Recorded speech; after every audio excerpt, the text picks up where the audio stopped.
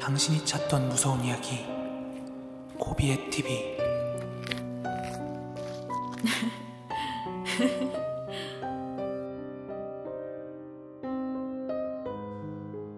코린 여러분 안녕하세요. 코비의 TV입니다.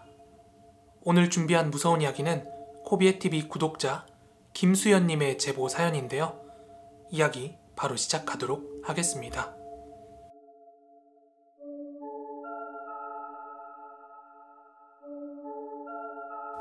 지금 들려드릴 이야기는 대략 지금으로부터 약 15년 전 이야기입니다. 당시 제가 호주에 있는 모 대학으로 유학을 가게 됐어요. 근데 그 호주라는 나라와 도시에 대해서 아는 게 전혀 없으니까 그 나라 친구도 빨리 사귀고 여러 가지 편의적인 문제 때문에 기숙사에 들어가기로 결정을 하게 됐습니다. 그래서 학교에다가 문의를 했어요. 그랬더니 학교 측의 대답은 학교 측에서 직접 운영하는 기숙사가 없기 때문에 개인이 운영하는 사설 기숙사로 저를 연결을 해주겠대요.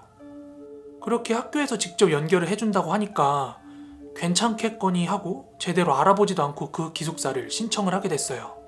그리고 저는 설레는 마음으로 호주의 한 도시에 도착하게 됐고 공항으로 픽업 나온 분의 차를 타고 기숙사로 향하게 됐습니다.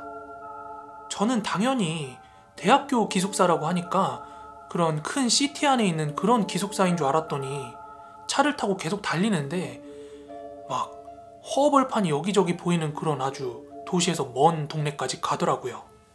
그렇게 나무만 울창한 들판으로 가득한 그런 도로를 지나고 나니까 막 정체 모를 그런 건물들도 세워져 있었고 하여간 그 건물들을 지나고 나니까 벼랑간 기숙사가 나오더라고요. 그렇게 기숙사에 도착해서 픽업 차량에 내려가지고 딱 기숙사 건물을 보는데 진짜 제가 무슨 그 서양 공포영화의 한 장면에 들어가 있는 줄 알았어요. 정말 외국 공포영화나 슬래셔 무비 같은 데서 볼 법한 오래된 건물이었는데 막 그런 고급 건물은 아니었어요. 게다가 주변엔 한국에서 보기 힘들 정도의 그런 아주 거대한 나무들이 막 빽빽하게 있었는데 하늘을 다 가릴 정도였어요. 게다가 사방엔 눈가리가 아주 매서운 분홍색 앵무들이 가득했습니다. 그리고 제가 들어오는 길에 정체를 알 수 없는 건물들이 좀 있었다고 했잖아요. 보통 외국의 상업 건물들은 우리나라의 상가 건물처럼 그렇게 상업 건물처럼 보이지 않더라도 앞에 큼지막한 팻말 같은 거를 표시해 둠으로써 여기가 어딘지 분명히 밝혀두는데 여긴 그런 것도 없고 창살로 마당을 다 그렇게 막아놨더라고요. 아무튼 주변이 말도 안 되게 의문투성이었지만 제대로 둘러볼 틈도 없이 저는 제 방을 안내받으러 그렇게 갔는데 건물 안도 가관이더라고요. 건물 안은 빨간 카펫이 깔린 그런 굉장히 어두운 복도였는데 천장도 높고 당장이라도 진짜 귀신이 튀어나올 것만 같이 생겼었어요. 방도 마찬가지로 천장이 되게 높았고 옛날 스타일의 집답게 테라스로 연결되는 아치형의 문이 방마다 하나씩 달려 있었습니다. 그렇게 기숙사에서의 생활이 시작됐는데 제가 너무 일찍 도착한 탓인지 그 기숙사 운영자분께서 말씀하시길 지금 기숙사에 도착한 학생은 저 혼자뿐이라고 하더라고요. 그래서 일주일 정도는 3층에 있는 제 기숙사 방에서 혼자 지내게 됐습니다. 그렇게 첫날은 낯선 나라인데다가 처음 도착했을 때 느꼈던 그 기숙사 건물에 대한 분위기 때문인지 제가 벌벌벌벌 떨면서 그렇게 있었어요. 근데 분명 아까 기숙사 운영자분으로부터 지금 저 말고는 여기 아무도 없다고 들었는데 기숙사 방 복도에서 막 사람이 걸어다니는 소리가 나기도 했고 어느 날은 발코니와 연결된 유리문을 퉁퉁퉁퉁 하고 치는 소리가 들리기도 했어요. 하지만 당시에 전 귀신이라든지 어떤 이상현상, 폴터가이스트 이런 거에 굉장히 무지했어요. 그러니 그런 것들을 별거 아니다, 우연히 들린 소리다 뭐 이렇게 치부하려고 노력했던 것 같아요.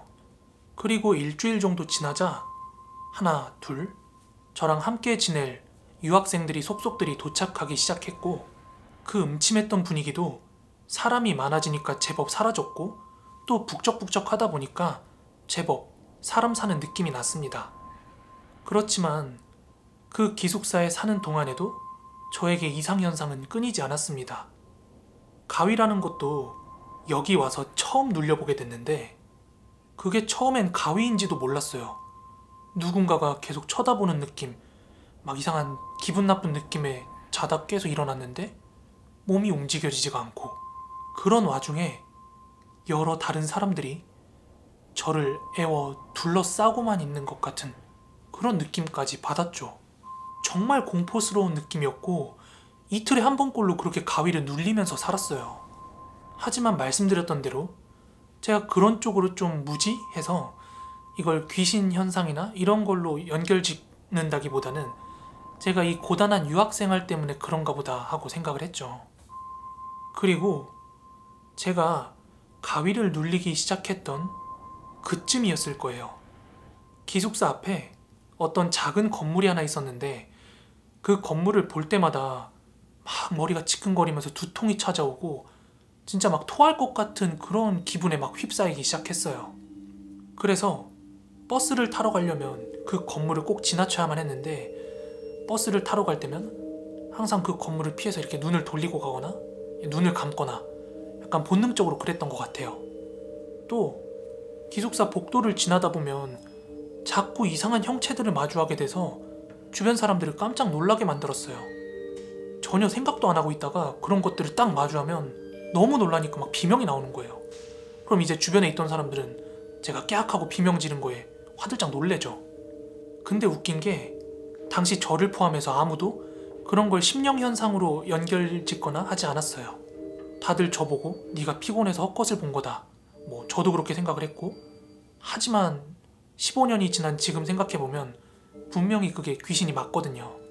제가 당시 복도에서 자주 봤던 것들을 좀 묘사를 해드리면 그 어두컴컴한 복도에 뭔가 바삐 여기저기 뛰어다니는 여자의 형상으로 보이는 어떤 검은 그림자라든지 천장에 다리만 삐쭉 나온 채 구두를 신고 여기저기 막 사방을 이렇게 돌아다니는 그런 형상 등이 있었어요.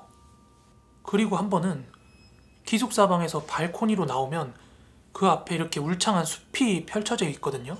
그래서 종종 거기 나가서 기지개를 막 펴고 멍하니 거길 바라볼 때가 있었는데 어느 일요일 아침에 그 발코니로 나와서 또 이렇게 멍 때리면서 그 숲을 바라보고 있었는데 그 수많은 나무들 중 하나 뒤로 웬 남자의 머리가 이렇게 빼꼼하고 나오는 거예요.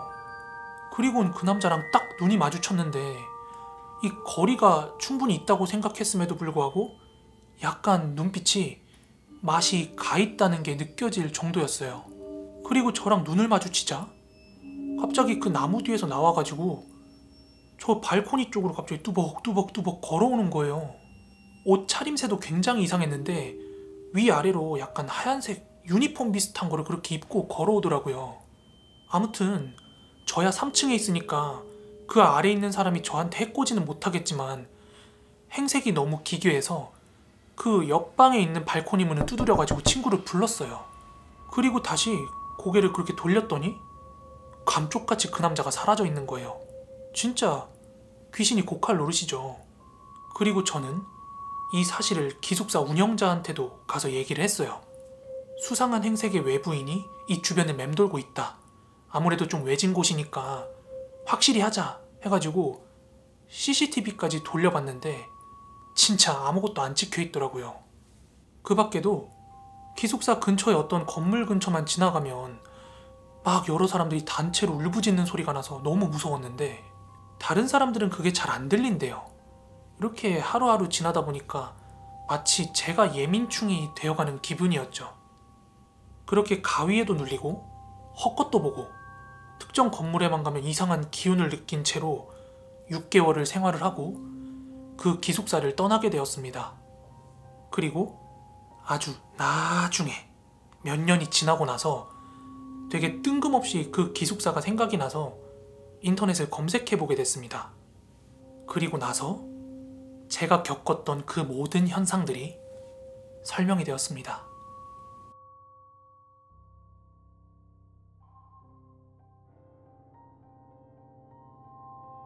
우선 제가 묵었던 그 기숙사 건물을 포함해서 주변 건물들과 부지들 모두가 100여 년 전에 정신병원의 부지였다고 하더라고요. 그러다가 세월이 흘러서 쪼개지고 나눠지고 팔리게 됐지만 알고 보니 그 주변 정체 모를 그 건물들은 여전히 정신병원으로 운영 중인 건물이었습니다. 정신질환이 있는 범죄자들을 가둔 병동이 바로 저희 기숙사 옆 건물이더라고요. 그리고 제가 앞서 말씀드렸던 보기만 해도 두통이 밀려왔던 그 건물은 알고 보니까 시체 보관소로 쓰이던 건물이었습니다. 지금은 아니지만 그 옛 시절 정신병원의 시체 공시소로 사용됐다고 하네요. 그리고 그 건물 불과 20-30m 앞에 엎어지면 코 닿을 곳에 바로 기숙사가 위치해 있던 건데요. 이 기숙사는 알고 보니 옛날에 그 정신병원 시절에 여기 간호사들의 기숙사로 쓰였던 건물이라 하더라고요. 그리고 이건 나중에 뉴스를 통해서 알게 된 건데 그 여러 사람이 단체로 울부짖는 소리 들렸다는 건물 있죠? 거기는 사이비 광신도 집단의 본거지였다고 합니다.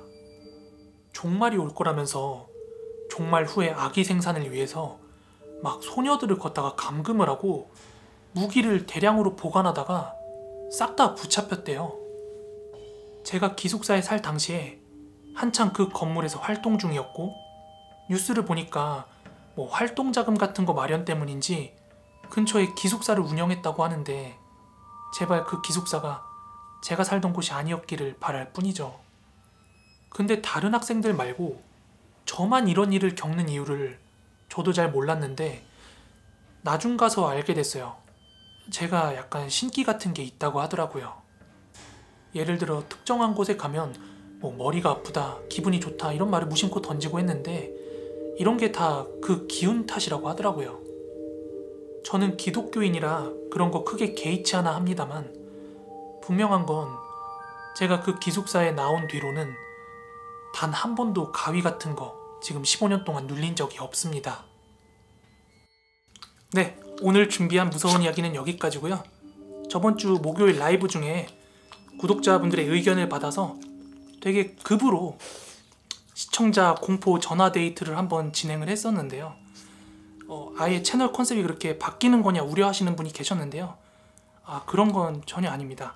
일주일에 한 번 정도 그렇게 이벤트성으로 진행을 해서 괴담 속으로도 하고 라이브도 하고 전화 데이트도 한번 해보고 이런 식으로 진행을 할 거고, 다만 제 채널의 근본과 베이스는 지금처럼 보이는 공포 라디오로 쭉 갈 거니까 너무 걱정하지 않으셔도 될 것 같습니다.